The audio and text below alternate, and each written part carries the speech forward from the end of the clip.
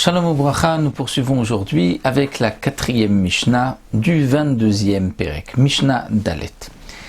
La Mishnah nous enseigne Notnin tafshil letoch habor bishvil she'eh shamur. On peut mettre un plat, c'est-à-dire une marmite, une casserole avec un aliment dedans, letoch habor à l'intérieur d'un puits.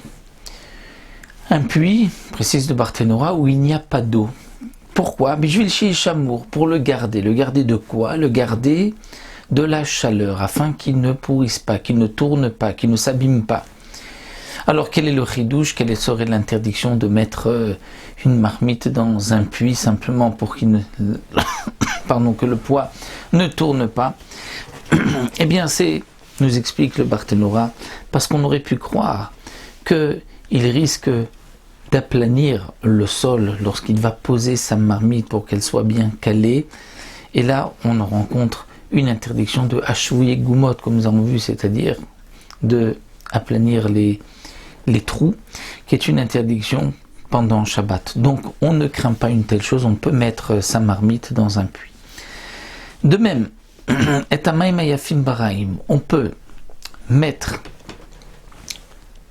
un récipient d'eau yafim, d'eau de belle eau, c'est-à-dire de l'eau que l'on peut boire, de l'eau potable, baraim, dans de l'eau qui n'est pas potable, c'est-à-dire que nous avons cette fois-ci un bassin ou un puits où il y a de l'eau, mais de l'eau qui n'est pas propre, qu'on ne peut pas boire. On peut faire descendre donc un seau dans un récipient de l'eau qui est bonne, qui va rester dans cette eau qui est moins bonne, bishvil she'yitzanu, afin qu'elle refroidisse.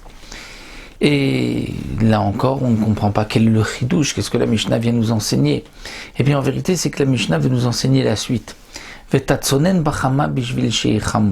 C'est-à-dire on peut même mettre de l'eau froide au soleil afin qu'elle se réchauffe.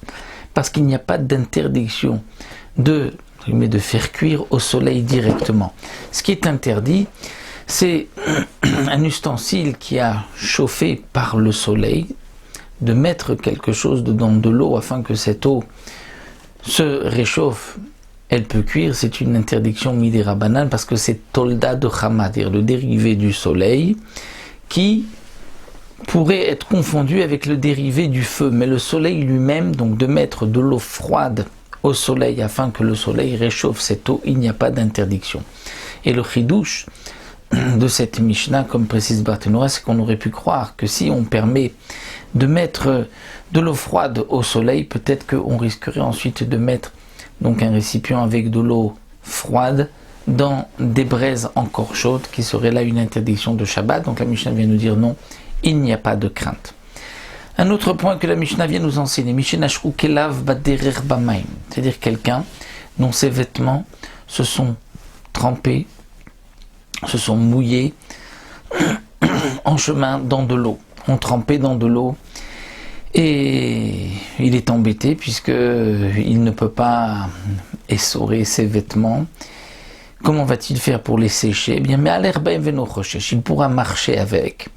Et il ne craint pas, c'est-à-dire que même si on le voit, on ne dira pas, on ne pensera pas, tiens, cet homme-là a lavé ses vêtements et les a remis sur lui. Non, on ne craint pas une telle chose. En vérité, on aurait pu peut-être dire, il doit enlever ses vêtements. Non, puisque Kvod Aberiot, l'honneur de l'être humain, c'est de le laisser habiller.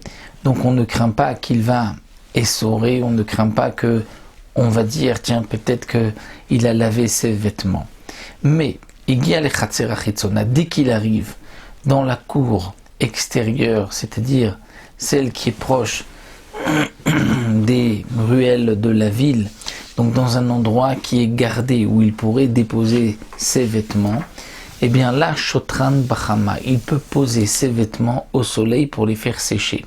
Avalo Kenegeda, mais pas en public, pas devant tout le monde. Pourquoi? Parce que là, à ce moment-là, on risque de croire qu'il les a lavés Shabbat, c'est pour cela qu'il vient les étendre. Cela voudrait dire que ce que je ne peux pas faire en public, je peux le faire malgré tout en privé. Et c'est ce que précise le Barthénora, que cette Mishnah est repoussée de la halakha, parce que d'après la halakha, tout ce qui est interdit à cause du regard des autres est même interdit lorsque je suis tout seul. Donc on ne peut pas faire cette différence entre les mettre au soleil lorsque je suis tout seul, les étendre au soleil, mais pas lorsqu'il y a du monde. Non, puisqu'on ne peut pas même lorsqu'il y a du monde, donc la halakha ne serait pas comme cette Mishnah, mais que même en public, je ne peux pas étendre ces habits, puisqu'on pourrait craindre que je les ai lavés. Donc voici pour cette Mishnah qui nous apprend donc 2 dinim, et le deuxième din concerne donc cette crainte que peut-être on pourrait penser que cet homme-là a lavé ses habits pendant Shabbat.